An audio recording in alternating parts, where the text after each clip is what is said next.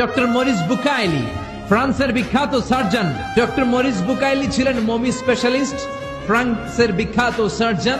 1980 সালে মক্কা শহরে একটা এডুকেশন কনফারেন্স হয়েছিল। সেখানে কনফারেন্সে যোগদান করে আরব অনেক শায়েখদের সাথে তিনি পরিচিত হয়েছেন। সেখানে তিনি শুনেছেন আরব শায়েখরা চ্যালেঞ্জ করে বলেছে কোরআনে কোনো ভুল নাই। আল্লাহ চ্যালেঞ্জ দিয়েছে, পারলে ভুল বের করে দেখাও। মরিস বুকাইলি কনফারেন্স শেষে ফ্রান্সে এসে বলে, কি বলে, পৃথিবীর সব বইয়ে ভুল আছে, আমার বাইবেলের ভিতরেও কত গোজামিল, আর কোরআনের ভিতরে বুঝি ভুল নাই।